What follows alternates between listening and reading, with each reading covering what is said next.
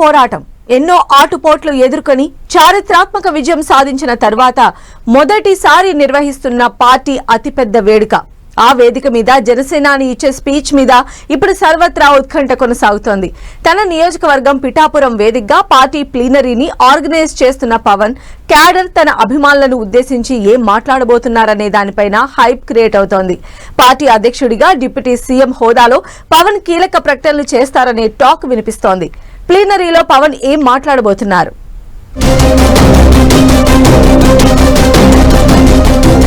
చరిత్రలో నిలిచిపోయేలా సభ. పవన్ స్పీచ్ పై ఉత్కంఠ. అందరి చూపు జనసేన ప్లీనరీ వైపే. జనసేనాని కీలక ప్రకటన చేస్తారని ఎదురు చూపులు.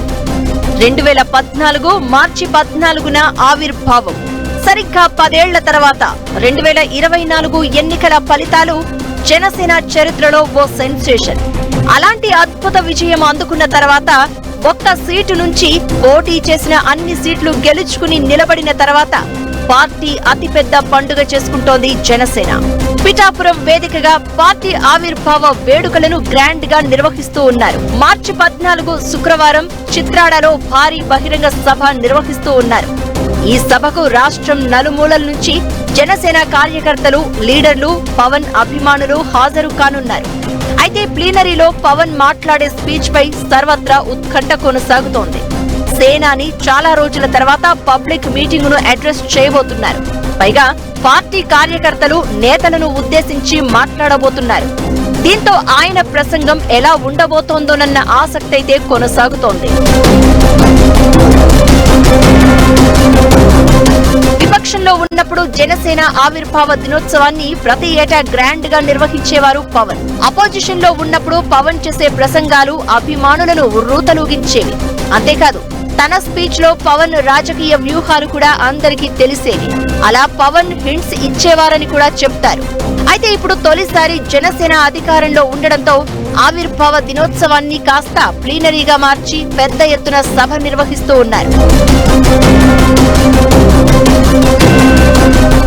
ప్లీనరీ వేదికగా పవన్ ఏం మాట్లాడబోతున్నారు, ఏ అంశాలపై ఫోకస్ చేయబోతున్నారు అనేది ఇంట్రెస్టింగ్ గా మారింది. ఇప్పుడు అధికారంలో ఉండడంతో పవన్ ఎవరిని టార్గెట్ గా విమర్శలు చేస్తారనే డౌట్స్ వ్యక్తమవుతున్నాయి.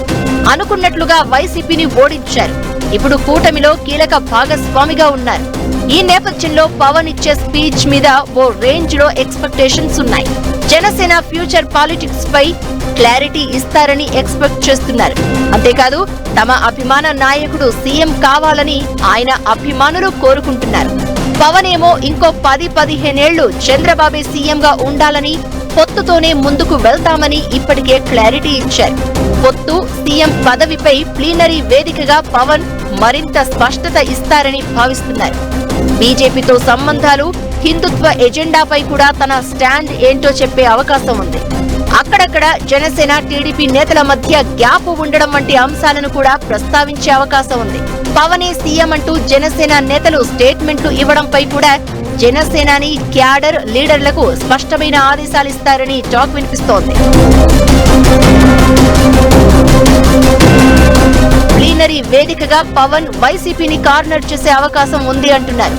కాకినాడ పోర్టు వ్యవహారం, బియ్యం దందా, వివేక హత్య వంటి అంశాలను ప్రస్తావించడంతో పాటు తాము అధికారంలోకి వచ్చాక వ్యవస్థను ఎలా గాడిలో పెట్టామో, ప్రజలకు మేలు చేసేందుకు ఏమేం చేస్తున్నామో చెప్పబోతున్నారట. త్వరలో నాగబాబును మంత్రివర్గంలోకి తీసుకొని ఉండడంతో పార్టీలో ఆయన రోల్ ను మరింత యాక్టివ్ చేస్తారని అంటున్నారు. ఇక జనసేనలో చేరికలకు సంబంధించి స్పష్టత ఇస్తారని చర్చ నడుస్తోంది.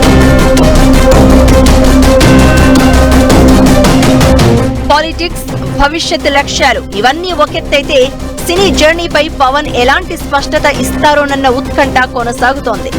ఓవైపు పాలిటిక్స్, ఇంకోవైపు సినిమాలను బ్యాలెన్స్ చేస్తాను అని చెప్తారా, లేక ఇక యాక్టింగ్ కు గుడ్ బై చెప్తారా అన్నది ఇంట్రెస్టింగ్ గా మారింది. పవన్ ఇప్పటికే 3 సినిమాలు కమిట్ అయి ఉన్నారు. అందులో ఓజీ, హరిహర వీరమల్లు సినిమాల షూటింగ్ ఆల్మోస్ట్ కంప్లీట్ అయింది. ఆ మూవీస్ కోసం ఫ్యాన్స్ ఆసక్తిగా ఎదురు చూస్తున్నారు.